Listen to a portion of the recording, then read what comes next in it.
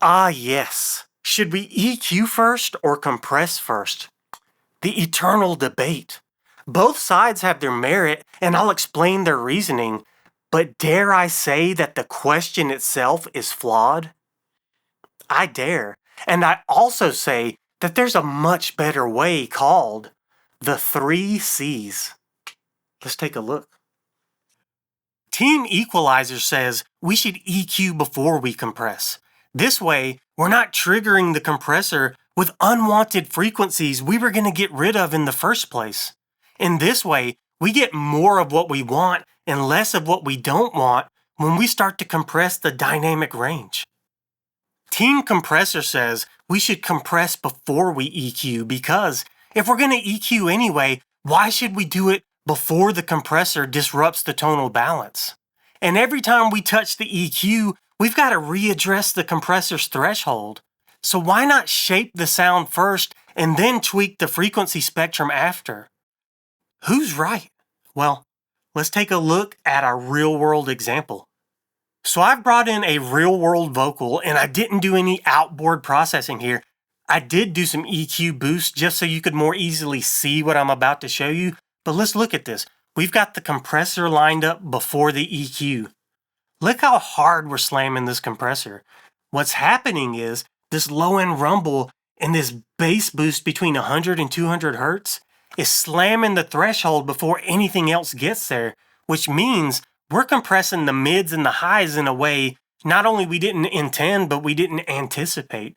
So we need to address this first. Let's switch the compressor in EQ so the EQ comes first.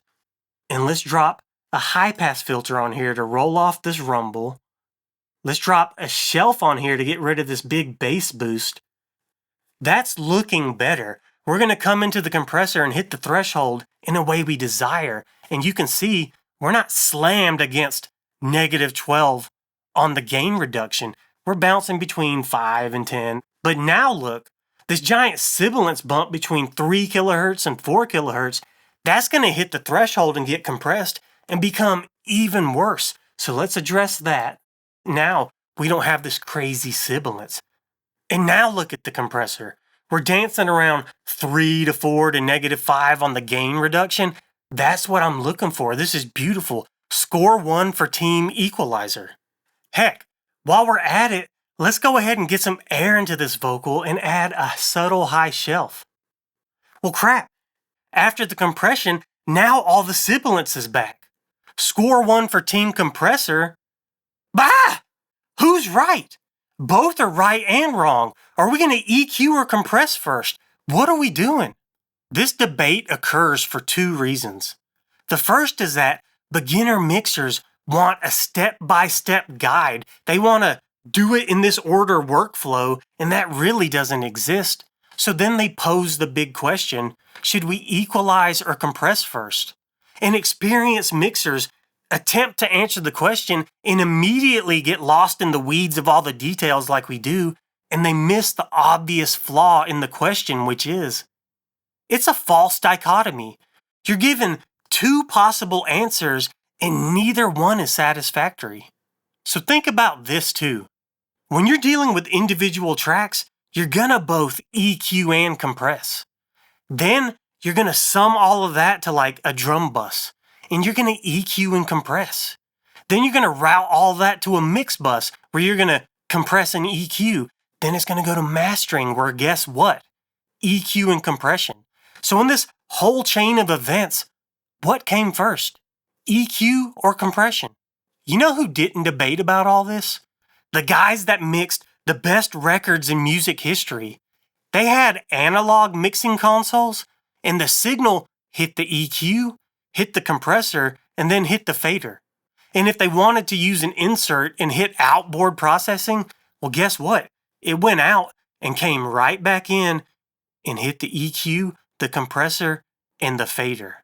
I'm not trying to say that that order of operations is the correct one. I'm just saying that they worked with what they had and they got a good result.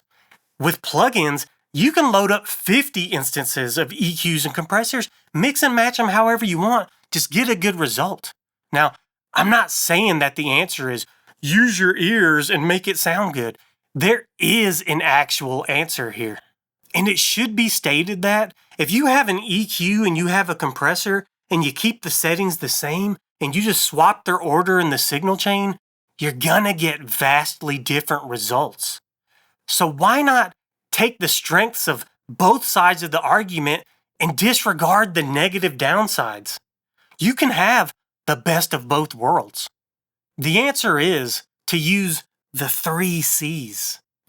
You can get the results you're looking for and stay away from all the problems both sides of that debate are trying to avoid.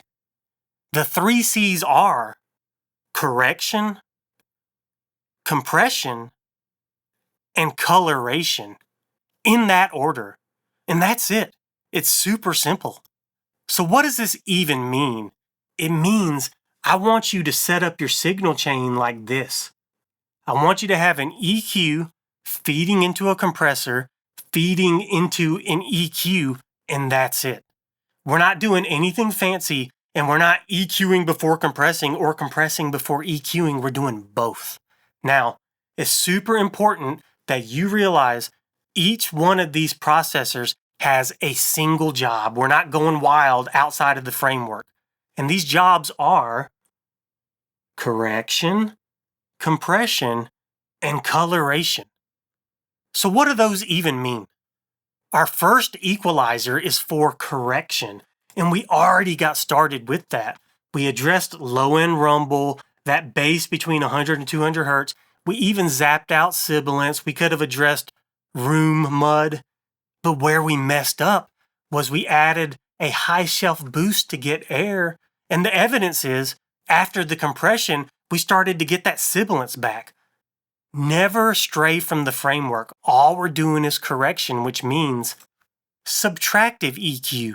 Use a big old wide bandwidth for transparency. Get surgical if you need with thin cues. It doesn't matter, but stick to subtractive, corrective EQ. So the next thing we're going to do is we're going to go to our compressor, which has the sole task of compressing. Standard fare, we're just reducing the dynamic range, deciding how we want to deal with transients, dealing with transparency with the release and the knee, but all we're doing is compressing. And lastly, we're going to go to our second EQ, and we're going to deal with coloration. And what I mean by that is tonal EQ. We're going to look for all the good qualities that we tried to keep the first time, and we might enhance them and do what we need to get this vocal to cut through the mix. So this is where we would have put on the high shelf. We might want to enhance some body. Now notice, we're boosting here where previously we were cutting. So we're separating the jobs.